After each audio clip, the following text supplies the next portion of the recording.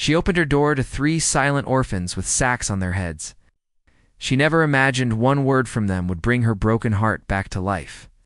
It was early winter, and the air in the small village felt heavier than usual. Snowflakes danced lazily from the sky, covering the ground with a soft white blanket. But inside a quiet farmhouse on the edge of the village, everything was still and silent. The curtains stayed closed most days. No smoke came from the chimney. No laughter echoed in the hallway. The house belonged to a woman named Margaret Dawson. Most people in the village barely saw her anymore. Some said she had gone, mad with loneliness. Others said she simply didn't care about the world outside anymore. But no one really knew the truth of the sadness she carried inside. Years ago, Margaret had been one of the most well-loved school teachers in the county. Her eyes sparkled when she spoke to children. Her soft voice could calm even the most restless student. She lived in that same farmhouse with her husband Richard, a kind man with a laugh that could fill a room, and their little daughter. It had been a house full of love, full of life, but fate had taken a cruel turn. First, it was Anna, only 8 years old, who had fallen seriously ill. Doctors tried everything, but nothing worked. Within a few months, Anna was gone. Margaret remembered holding her tiny hand in the hospital bed, watching her eyes slowly close for the last time. Richard tried to stay strong for her, but grief is a heavy burden. 2 years later, on a rainy evening, he had a heart attack while fixing the fence outside. He collapsed in the mud and never got up again. Margaret buried him beside their daughter. After that, she shut the world out. For the next 5 years, she lived alone. She stopped teaching. She stopped talking to neighbors. She stopped answering letters. Every day was the same. She would water the same plants, clean the same dishes, walk the same garden path, all in silence. Sometimes she spoke out loud to the walls, pretending Richard was still there, or that Anna had just gone off to school. But no voice ever answered back. People in the village were kind, but also confused. They offered food sometimes, or small visits, but Margaret politely refused. "I'm fine," she always said, even though her eyes told a different story. Her heart had shut down, but her body was still moving, like a clock ticking with no purpose. One Sunday morning, she forced herself to go to church. Something about the silence in her home felt too deep that day, like it might swallow her whole. The church was small and filled with people in dark coats. As the preacher spoke, Margaret's eyes wandered to a group of women whispering near the back.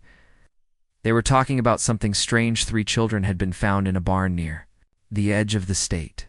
No one knew where they came from. They didn't speak. They didn't remove the sacks over their heads. "It's poor things," someone said. "They're being kept at the orphanage now. No names, no family, just ghosts of some nightmare." Margaret felt something shift in her chest. At first she ignored it. But that night, back in her house, she couldn't sleep. She kept thinking of the children. Why were their heads covered? Why didn't they speak? What kind of life had they escaped? She remembered Anna's soft giggles, the way she used to hide under the table pretending to be invisible. She remembered how children need love more than anything, especially the ones who had never tasted it. The next morning, Margaret found herself standing outside the orphanage. The building was gray and old, with chipped bricks and rusted gates. The woman at the front desk looked tired. "Can I see the 3 new children?"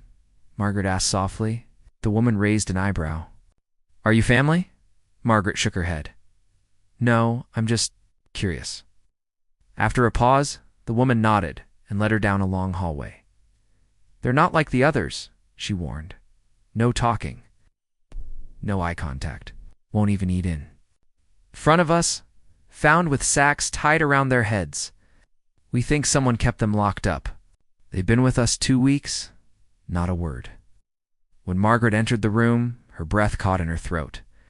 3 small figures sat on the floor in the corner, their backs pressed against the wall. Each one wore a brown burlap sack over, their head tied loosely at the neck. Their clothes were torn and dirty. Their bodies looked thin, too thin. But what hurt Margaret the most was the stillness. They didn't move. They didn't react. It was like looking at dolls left in the attic for years. She stepped closer, but not too close. "Hello," she said gently. No response. "My name is Margaret. Used to be a teacher. I love reading stories." "Yeah, do you like stories?" Nothing. Not even a twitch. But one of the children, the smallest, seemed to turn her head slightly at the sound of her voice. Margaret stood there for a long time. Then she did something strange, something she hadn't done in years. She sat down on the cold floor and began to hum a lullaby. It was the same lullaby she used to sing to Anna every night before bed, soft, haunting tune that filled the room with warmth. Still no reaction, but something inside her said, "They heard me." On her way out, she asked the manager what happens to them if no one comes. The woman sighed. "They stay. But they'll never be adopted like this. Families want normal. Children, these kids, well, they've got too many scars." Margaret didn't sleep that night either. She kept hearing the wind outside and the sound of her own lullaby echoing in her head. She thought of Anna. Then she thought of the little girl who turned her head. Something inside her heart, long frozen, began to melt. It wasn't planned. It wasn't logical. But the next morning, she went back and asked, "What do I need to do to take them home?" The staff looked at her in shock. "You want all three?" She nodded. "I don't have much left," she said, "but I have a house, I have food, and maybe they need someone like me. Maybe I need someone like them." The paperwork was long. The rules were confusing. But eventually the manager leaned across the table and said quietly, "They're not officially for adoption. We don't even have names. But if you want to sign temporary guardianship, they're yours. You can take them home." Margaret's hands trembled as she signed the papers. She didn't know what tomorrow would bring. She didn't know if the children would ever trust her or even speak. But for the first time in many years, she felt something different, like a door inside her had opened. That evening she waited at the orphanage as the staff gently helped the children into her car. They still wore the sacks. They still didn't speak. But Margaret didn't rush them. She helped each one buckle their seatbelt. She spoke softly, telling them they were going somewhere safe. "My home is your home," she whispered as she drove through the falling snow. 3 silent children sat in the back seat of her car. No one spoke a word. But for Margaret, the silence felt different now. It wasn't empty. It was full of possibility. It was full of questions. Full of hope. When they arrived at the farmhouse, she opened the door and stood aside, letting them walk in. First, they hesitated but slowly entered. She had prepared 3 small beds, soft blankets, and warm soup. None of them removed their sacks. None of them looked at her. But she didn't mind. Healing, she knew, was slow. That night, she sat on the rocking chair in the living room, just like she used to when Anna was alive. She hummed the same lullaby, hoping the children upstairs could hear it. She wasn't expecting miracles. She wasn't hoping for instant love. She just wanted to offer them a safe place to begin again. Outside, the snow kept falling. Inside, something had changed. The house that had been cold for years now had tiny footsteps, soft breathing, and the sound of life returning. And Margaret, the lonely widow, didn't feel quite so lonely anymore. The morning after the children came to Margaret's home, everything felt unfamiliar, yet strangely peaceful. The sun was just rising, casting a soft golden light across the snow-covered garden. Inside the house, Margaret quietly made breakfast warm. Oatmeal with honey and milk, along with slices of apple. She placed 3 bowls on the kitchen table and then stood still for a moment, looking at the stairs. She knew they wouldn't come down immediately, maybe not even at all. Still, she hoped. Hours passed. She knocked gently on their doors, left the trays outside, and walked away without saying much. She had read somewhere that children with deep trauma often needed time, days, weeks, sometimes longer. She didn't want to rush them. They had already been through enough. That first day, none of the children said a word. They stayed in their rooms, their heads still covered with those rough brown sacks.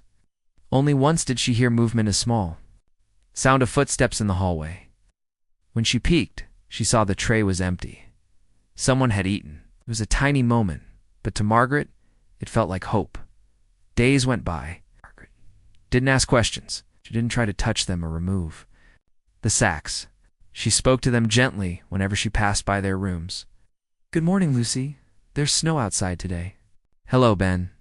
I hope you liked the soup. I left some clean clothes for you." She had named them herself, not knowing their real names, just needing something to call them at night. She sat in the living room with a book reading. Aloud, she didn't know if they were listening, but it made the house feel less empty.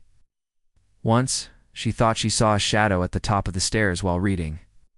She didn't look directly, not wanting to scare whoever it was. She just kept reading, her voice steady and soft. Sometimes she hummed the lullaby again, the one that had once filled Anna's bedroom. Now it traveled through the hallway, hoping to touch someone's heart again. After a week, things started to change slowly, like the first cracks in ice before a thaw. Margaret noticed one of the children had placed their dirty dishes in the kitchen sink. Another day, she found a blanket from one of the beds folded neatly at the foot. Then one afternoon, she returned from the garden and found a crayon drawing. On the kitchen table, it was simple, just a small house, 3 stick figures with round heads, and a taller one beside them. Margaret picked it up with trembling hands. They were communicating. It wasn't words, but it was something. She pinned the drawing on the refrigerator and smiled. Later that night, she stood outside their doors and softly said, "Thank you for the picture. It's beautiful. I'm proud of you." Still, the sacks remained. They wore them all the time, even when alone. Margaret wanted to remove them, but she knew she couldn't force it.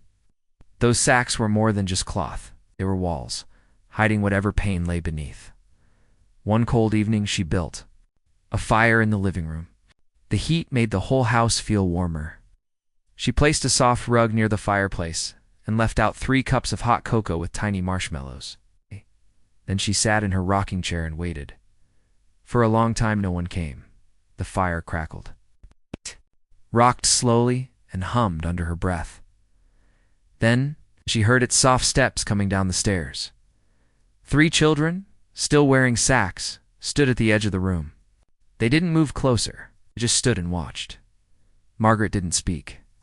She simply nodded and gestured toward the rug. One by one, they stepped closer. They didn't take the cocoa, but they sat down. Not close enough to touch, but they sat. It was the first time they had shared the same room together. She didn't cry. She didn't smile too widely. She just read her book again, letting her voice fill the room like a soft blanket. That night, the house felt different. Not completely healed, but beginning. Over the next few weeks, they slowly opened up in small ways. Sam, the oldest boy, started bringing his tray to the kitchen without being asked. Ben, the middle child, once laughed quietly when the cat jumped on the table. Lucy, the smallest, left tiny folded notes on Margaret's nightstand, just simple. Drawings of flowers or smiling suns. She still hadn't spoken a word. One day, Margaret gently asked them if they wanted to help her bake cookies.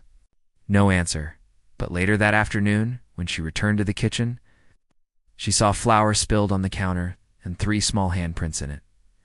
They were trying. That was all she needed to know. But not everything was smooth.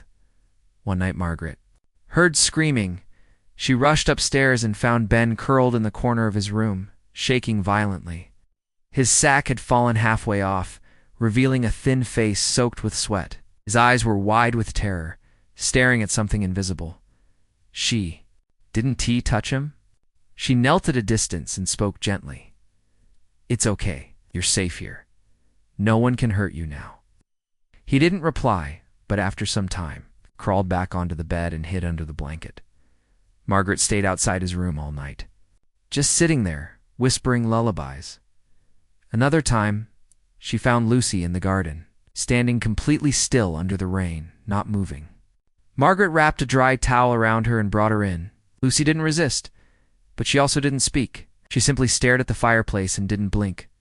The sacks never came off. Even when they slept, they kept them on. It broke Margaret's heart, but she didn't push. She knew that sometimes pain builds such high walls that love has to wait outside for a very long time. One Sunday morning, they had been with her for over a month. Margaret made pancakes just like she used to for Anna. She placed 3 plates on the table and waited. To her surprise, all 3 came down and sat together, still with their sacks on, but they sat at the table. She served them pancakes with syrup and strawberries. They ate slowly, silently. Then Lucy did something she had never done before. She took off her gloves, her small hands, pale and thin, held the fork carefully. Margaret noticed the bruises old, faded, but still there. Her hands trembled a little, but she kept eating. Margaret didn't stare. She didn't ask questions. She just kept eating, pretending everything was normal. Later that afternoon, while folding clothes, Margaret found something tucked inside Lucy's blanket. It was a tiny slip of paper. On it, written in shaky letters, was one word: Margaret.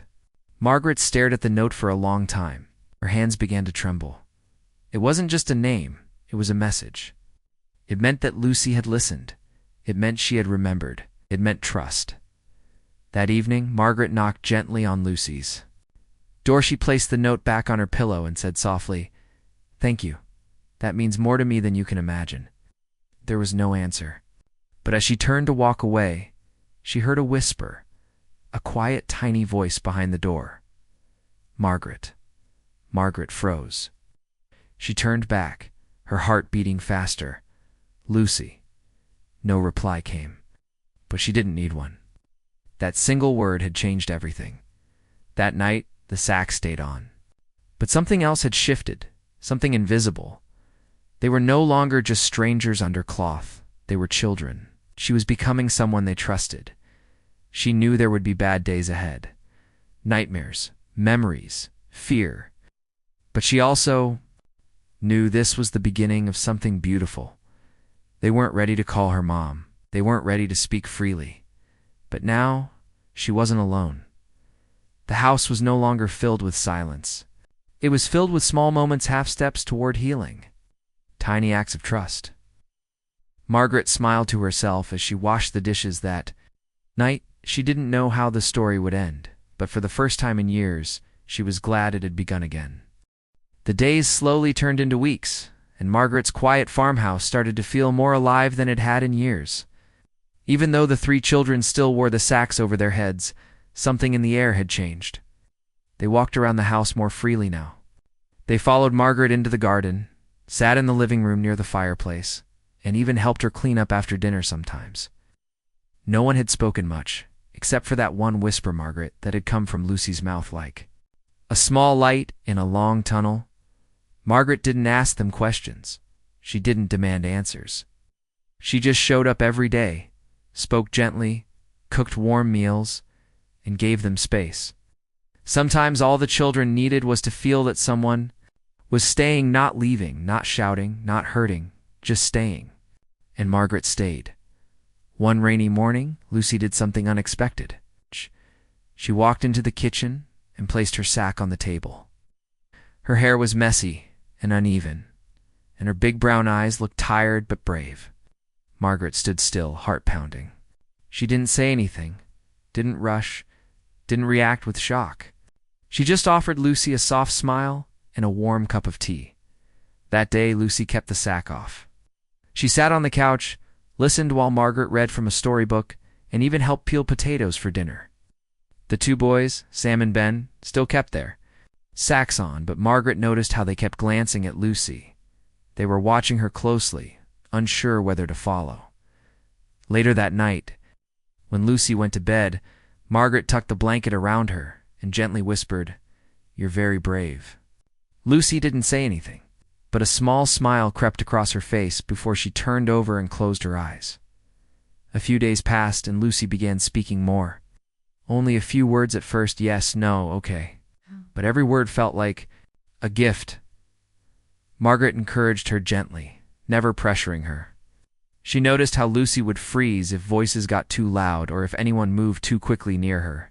The fear was still there, deep inside. One afternoon when Margaret was folding laundry, Lucy quietly sat down beside her. After a long silence, Lucy whispered, "Can I tell you something?" Margaret nodded. "Of course." Lucy's eyes stared at the floor, fingers twisted in her lap. We weren't allowed to talk. Before, she said softly, he said talking made us wicked. Margaret's hands froze. She didn't say a word, just waited. He made us wear the sacks. All the time, so we wouldn't see the world. Said the light outside would burn our eyes if we saw too much. Margaret felt a sharp pain in her chest. Who told you that? Lucy looked up. The man. We called him father, but he wasn't our dad. He was just always there, always angry. Margaret placed a hand over Lucy's, very gently. You're safe now? Lucy nodded, but tears had started rolling down her cheeks. She didn't wipe them away. She just kept talking, as if the words had waited years to come out. He locked us in a shed, far away in the woods. No windows, just a hole in the door where he gave us food. We thought he would kill us if we spoke. Margaret couldn't hold back her tears. She didn't sob, didn't break down. But her eyes were wet as she whispered, "You didn't deserve that. None of you did." Lucy leaned into her, and for the first time Margaret wrapped her arms around her. The little girl trembled, but she didn't pull away. That night, Margaret sat on the porch thinking.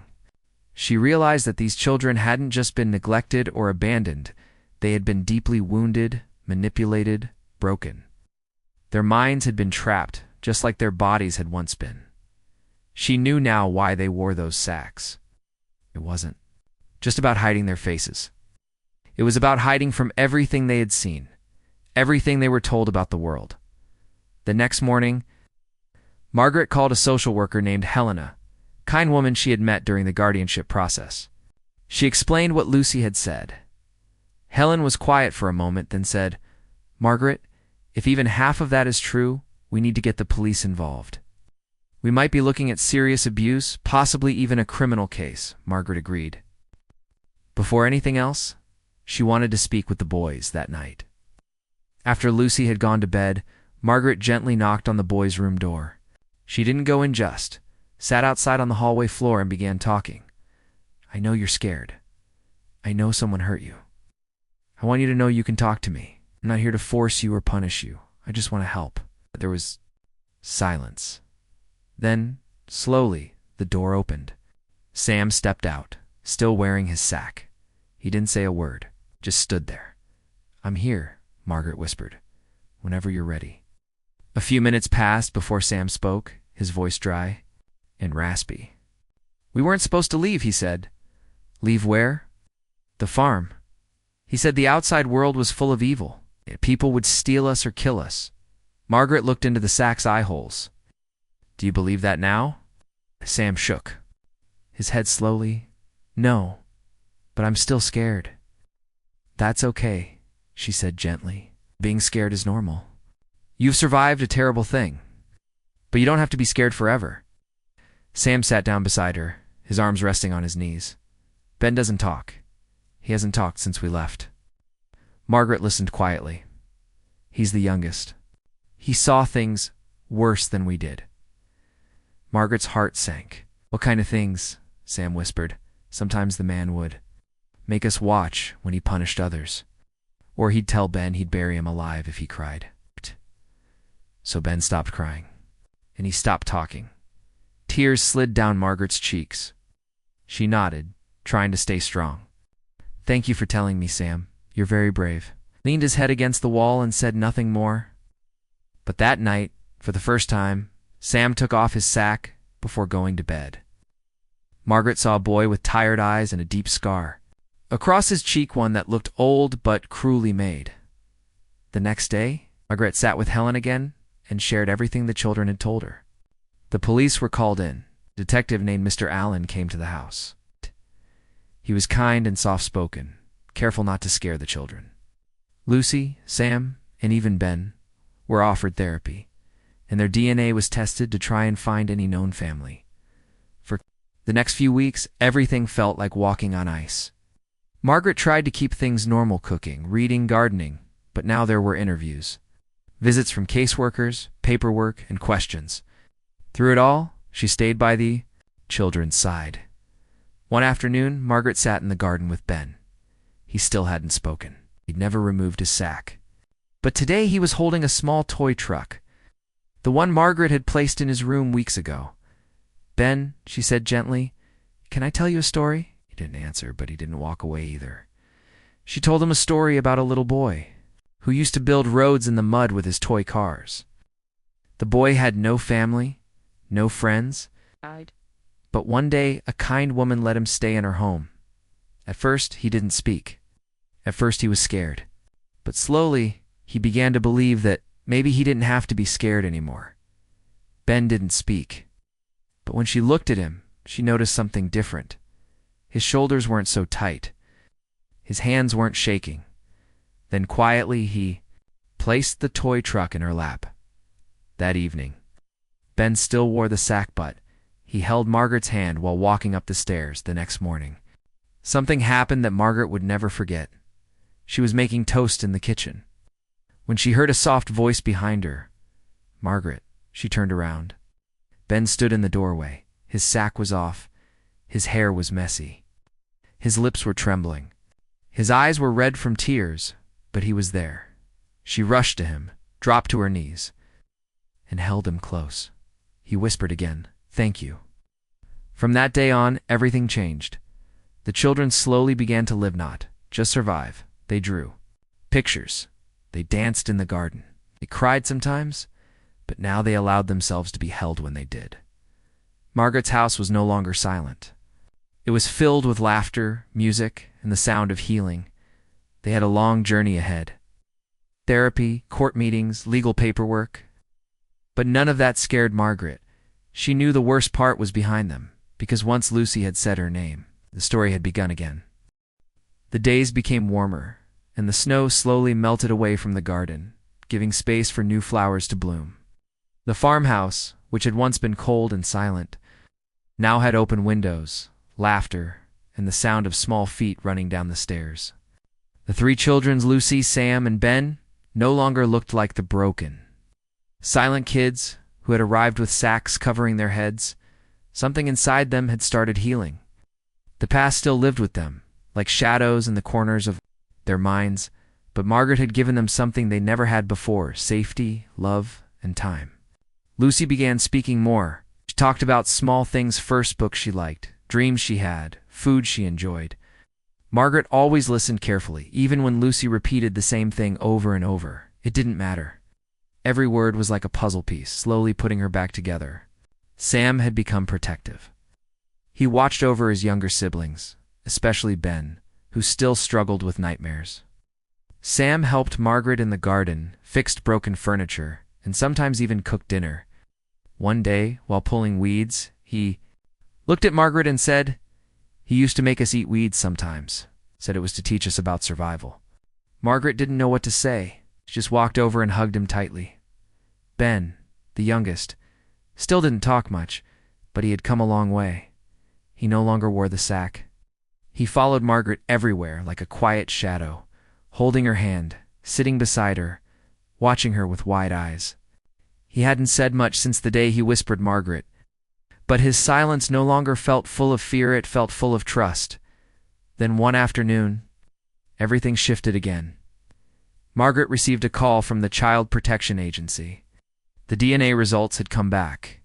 One of the children, Sam, had a living blood relative, a distant uncle named George, lived in another state, and had just learned about the situation from a news article that mentioned 3 unidentified Dotnese, children who had been rescued from a shed. George had come forward, requesting a legal meeting. Margaret's heart dropped. She had known this day might come, but she wasn't ready.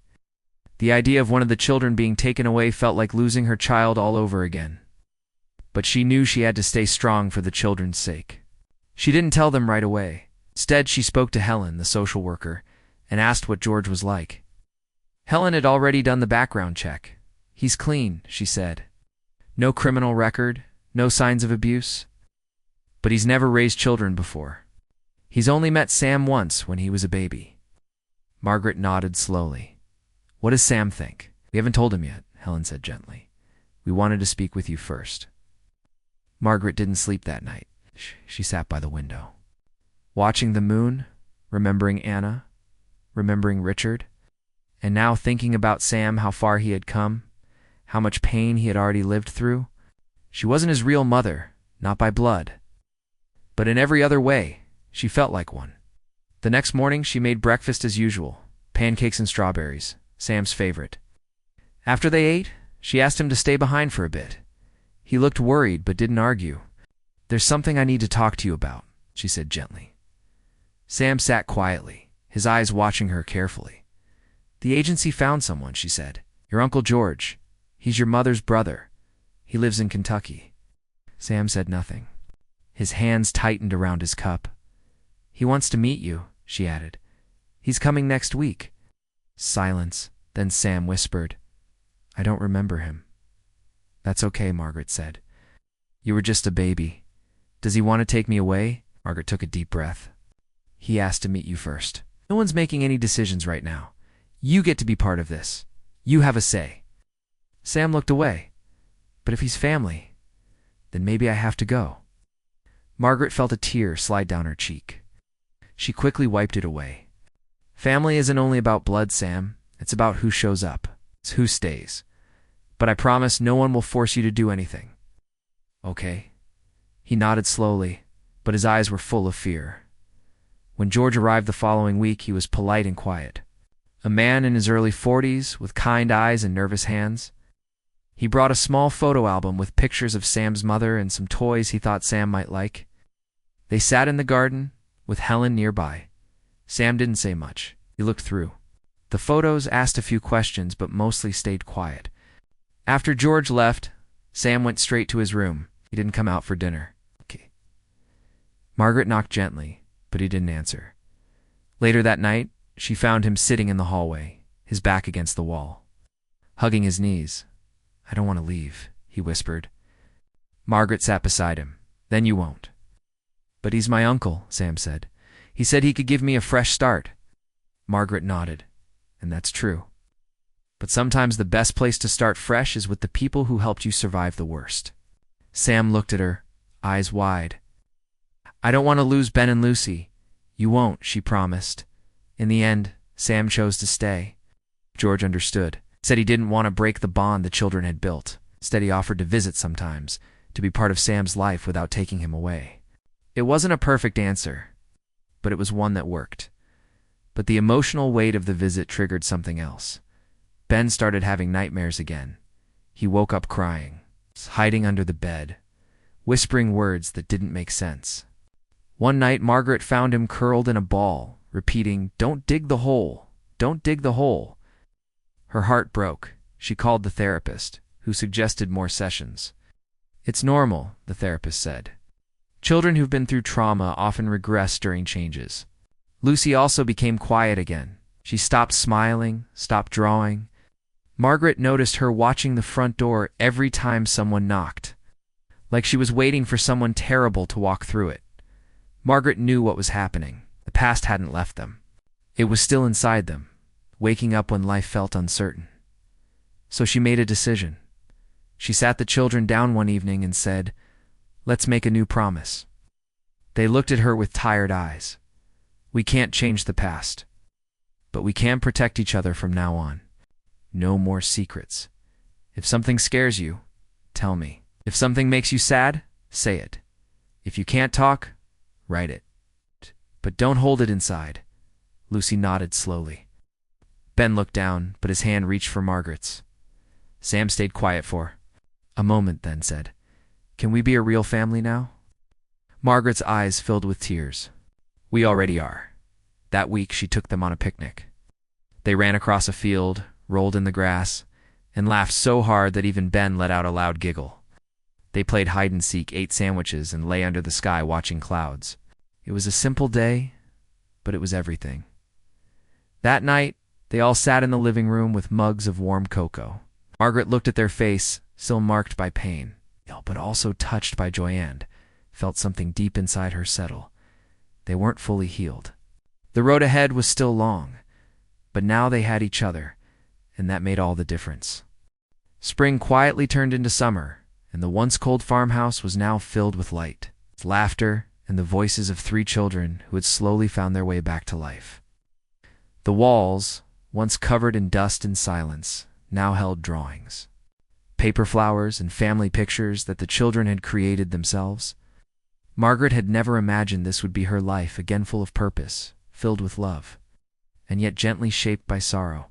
Every morning started with warm breakfast, followed by gardening or reading together in the living room. The children no longer wore sacks on their heads. They dressed in bright clothes, picked out their favorite colors, and even argued like normal siblings sometimes. Their lives were not perfect. There were still quiet moments when the shadows of the past returned.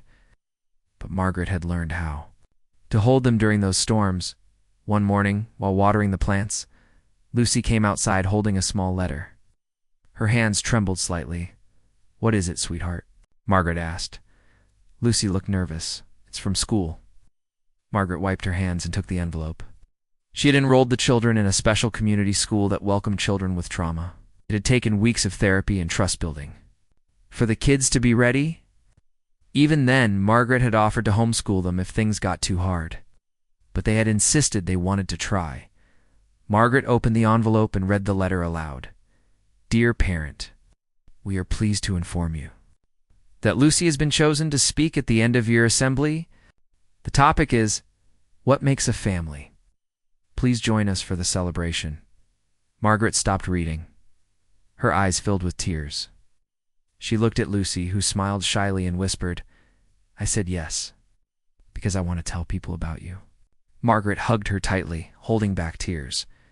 "You've always had a brave heart," she said. As the day of the school event came closer, all three children helped Lucy practice her speech. Sam corrected her grammar, Ben timed her with a kitchen timer, and Margaret encouraged her to slow down and speak clearly. They laughed during the practice, especially when Lucy made funny faces or forgot her lines. It felt like preparing for something much bigger than a school program. It felt like healing becoming real.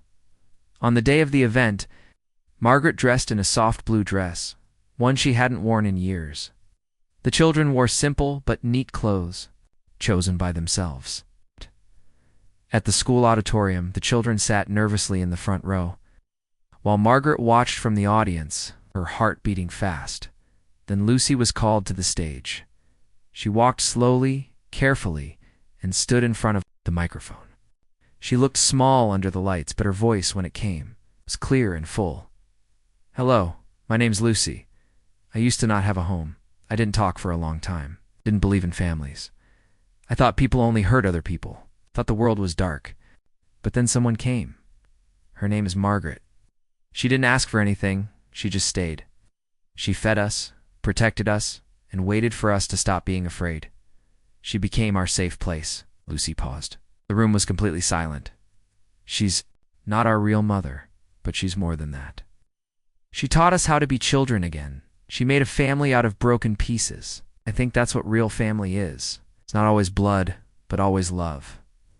Margaret couldn't hold her tears. Wasn't the only one. Even some teachers and parents in the crowd wiped their eyes after the program. People came to Margaret, thanking her, hugging her, calling her a hero. But she didn't feel like one. She just felt like someone who had opened her door into her heart at the right time. Over the following months, things began to settle. The court officially gave Margaret full guardianship of the children. The judge, after reviewing all reports, called it a miracle story. Margaret, however, didn't believe in miracles. She believed in small choices, in showing up day after day, even when it was hard. Each child found something they loved. Sam became interested in building things. He helped fix the garden shed, repaired old furniture, and even built a birdhouse. Lucy loved storytelling. She started writing short poems and reading them to the class. Ben, still the quietest, found comfort in art. He would sit by the window sketching birds, trees, and sometimes pictures of their family. One day, Ben brought a painting to Margaret. It showed three children, once faceless now, with bright smiles, holding hands with a woman who had silver hair and a kind smile. On the bottom, in messy handwriting, it said, "You gave us names, and then you gave us a home." Margaret held the painting to her chest and cried silently. It was the most beautiful gift she had ever received, even in their joy. The past would visit now and then. Lucy would sometimes wake up screaming from nightmares. Sam once froze when a car backfired. Outside, thinking it was a gunshot, Ben sometimes sat quietly for hours, lost in thoughts no child should carry. But they were never alone anymore. Margaret would hold them, talk to them, let them cry, and remind them that healing doesn't mean forgetting, it means learning how. To live with the past without letting it control the future. They began visiting places together. Picnics, movie nights, trips to the local zoo. Once they even visited Anna's grave. Margaret had told them about her daughter, how she had once filled the house with joy. The children placed flowers on Anna's grave and said, "She would have liked us." Margaret nodded. "She would have loved you." That day they sat by the grave eating peanut butter sandwiches and talked about how families grow. Sometimes through birth, and sometimes through something deeper: kindness, choice, and second chances. One rainy evening, as the four of them sat in the living room, playing board games, Ben suddenly looked up and said, "Can I call you Mom now?" Everything stopped. Margaret looked at him, surprised. He waited for her answer, nervous. She smiled, eyes full of tears. "Of course, sweetheart. You can call me anything you want." Lucy leaned in. "Me too," Sam said. "Me three." Margaret laughed through her tears and opened her arms. All three children jumped into her hug, and they stayed like that for a long time, holding, breathing, being Dot from that day. They called her Mom. She had not given them life. She had given them something more: hope, healing, a new beginning. Years passed, the children grew older. Sam became a carpenter, opened his own workshop, and trained teenagers from tough backgrounds. He said, "Everyone deserves to build something with their hands." Lucy became a school teacher. On her first day, she wore a bracelet that said "Speak Light." She helped quiet kids find their voice. Ben became an artist. His most famous painting was displayed in a gallery, showed a small house with light shining from the windows and three shadows walking toward it, heads bowed, wearing sacks. But as they reached the door, the sacks disappeared, and their faces turned toward the light. He called it "The Day We Were Seen." People asked him what the painting meant. He always said, "It's the day we were saved by love." As for Margaret, she stayed in the same farmhouse, older now, but her spirit still strong. Every weekend her children came home with their own kids. Laughter filled the rooms again. She kept the painting on the living room wall, along with their childhood drawings. She never remarried. She never needed to. She had a family one that had found each other not by blood, but by something even more powerful: healing, faith, and the simple act of staying when it's easier to walk away. Her story, once filled with silence and sorrow, had become one of second chances. And every night, when she sat by the window with her tea, she looked at the stars and whispered, "Thank you for sending me three little lights in sacks, and for the day one of them said my name, 'cause that was the day everything changed."